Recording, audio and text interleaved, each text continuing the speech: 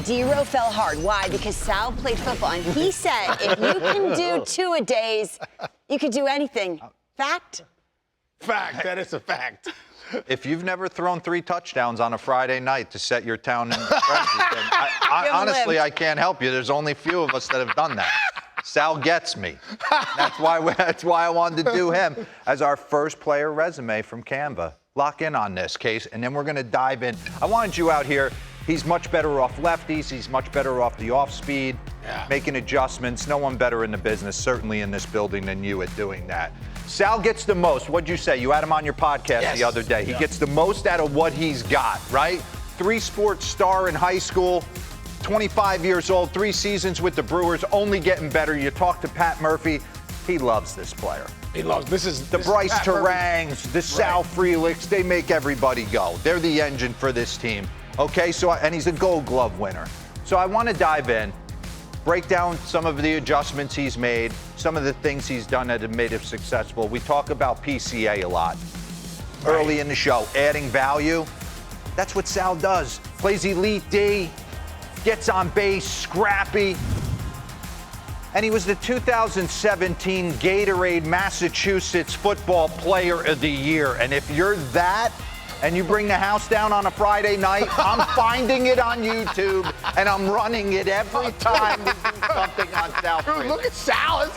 I couldn't run like Sal. Running by I was now. taking 5-step drop trying to spin it. Wow. All right, let's see what else he's done different. And Case, can you just tell the people at home, it's a constant game of adjustments, just tinkering. You see him in 23. He's a little closed off. We just did this with PCA. It was the same thing.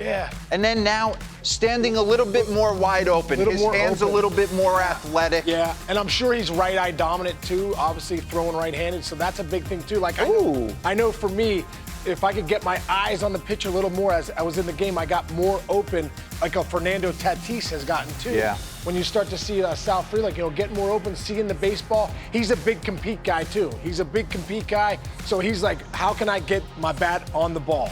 Bring up the boards of his numbers. He's gotten going, right? 2023, 57 games. Just go to 2024.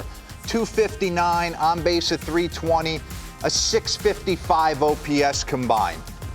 He's capable of more. Only going to get better. Weighted runs created plus 86 in 2024. Look at the value he's adding to the Milwaukee Brewers in the early stages of 2025. Put 25 pounds on this offseason, hoping to get that slug up already. He's already hit 1 home run. He's got a few triples, some doubles, finding ways to get on. And if that slug can stay, at 400 plus, man, you're going to see some big-time value out of Sal Frelick. We got side angles of him and the adjustments.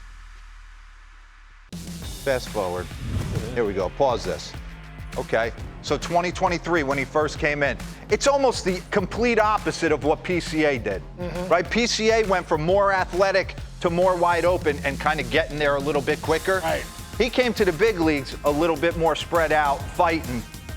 Now he's starting to get a little bit more athletic in his base. That's great because I actually think sometimes when you have such a good athlete like Sal Frelick, and I love that you showed that football because that really showed the athleticism that's in this body. And sometimes as baseball players, we want to be too careful.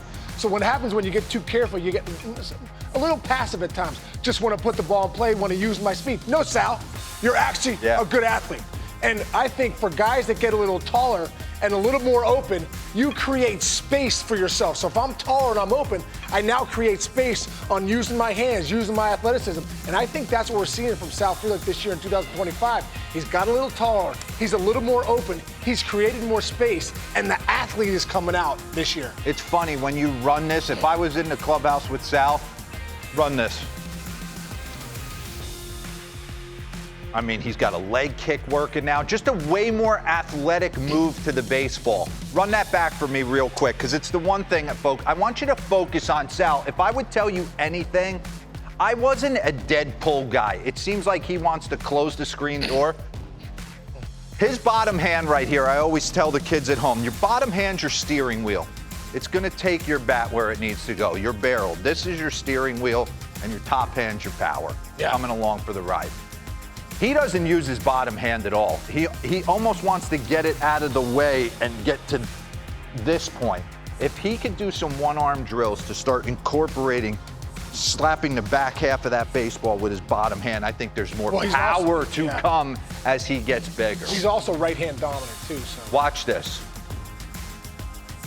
The bottom hand just kind of drifts away. Pause right there. Pause right there. Top hand dominant. Look at the athleticism, though. Yeah. Look at the athletes coming out. Leg kick, back load the back hip, right? Look at the hands. Look at the head. Right over here, it seems like it's a little more careful. Passive. It's a little passive. This right here is athletic. This right here is aggressive. He's looking to do some damage. Run it. See how his bottom hand kind of jumps out of the way and the top hand kind of takes over and it gets a little bit more rotational? If he could use that bottom hand, stay through it, more big part of the field, I think there's more power. Bring up his stance metrics boards. Nays showed me this, and I'm wearing them out on it now. Okay. Where they stand in the box, how they stand in the box. So depth in box. He was a guy who showed up in the big leagues. He was up close. Wow. I never understood how guys could stand. Why would I want to get closer to it? I was all the way back I wanted to get further, as far away from it as I could. I was like, give me 2-3 more inches. You kidding me? What are we doing? You see a lot of the guys that show up, they want to almost catch. Eugenio Suarez talked about he was getting slidered and curveball to death. He wanted to catch it out front. I don't know about phrasing anymore. You see it now, 29.7. Distance between his feet, he has closed up and gotten more athletic, and he showed up to the big leagues with his stance 1 degree open, and now he's 10 degrees. Now he's 10 degrees. I love it. I think that looks more like an athlete right there, especially for a guy that's 5'8", $180 something pounds. Man, if you can create some leverage with that height, you know, you're going to be better. I mean, dive in on this. 2023, this is where he's standing in the box. So he's on the back line, a little bit more wide open. Now his entire foot. I mean, he's gotten a smidge deeper in the box. He's closed up his stance. Gotten a smidge closer to the plate. Yeah. I'm sure that's not done totally by design. But you know what I love about this adjustment right here? If you go look at his hands and all that stuff, hasn't changed that much. But when you put your body in a position to be more athletic, your mechanics clean up. Your hands clean up. The way your hips move to the ball cleans up.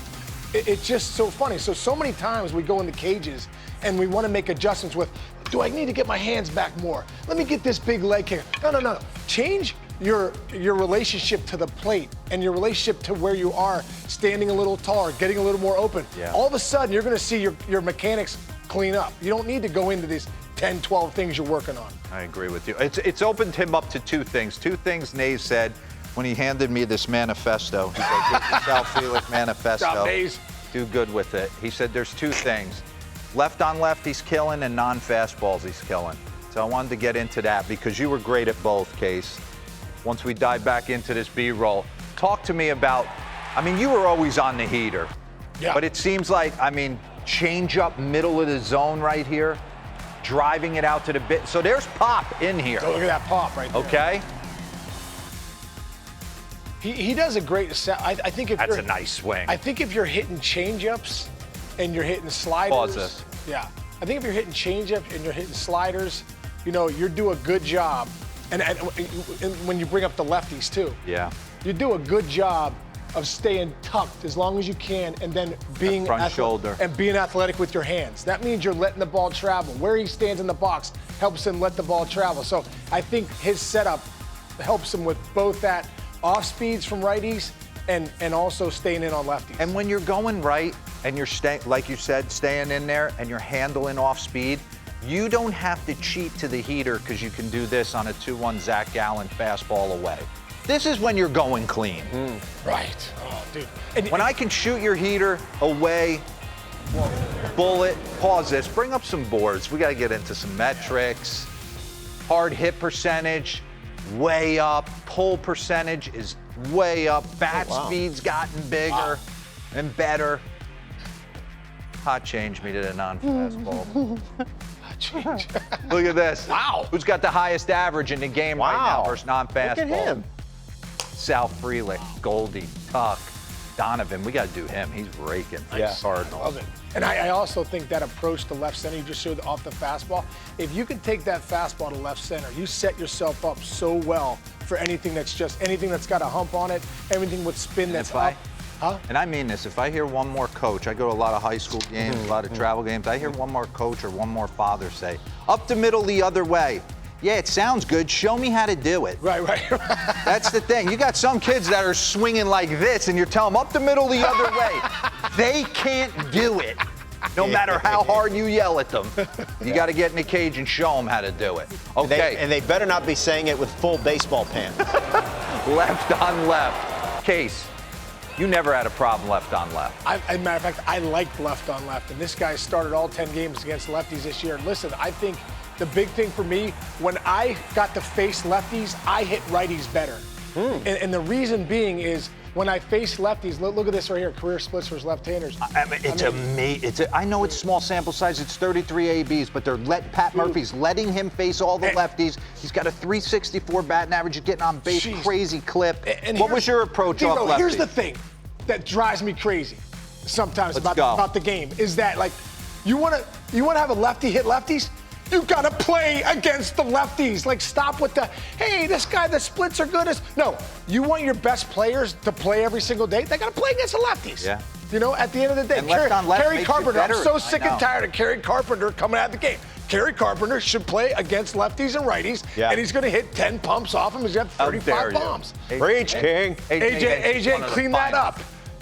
But, you know, what I said was really quick, going back to the lefties, when I face lefties, I love to face lefties. When I started to see too many righties, I started to struggle because I'd get a little around the ball. Yeah. That sinker I would roll over on, and I was like, man, when are we getting Tom Glavine? When are we getting a lefty come in where I can lock that front shoulder down, look to shoot him to left center, really stay on the ball, and then that righty would come in and go, I'm back. That's why Freddie Free never goes cold. There you go, Last night, it's why he never goes cold. He just shoots that ball up the middle the other way. That bullet he had to left yesterday, that's impressive, dude.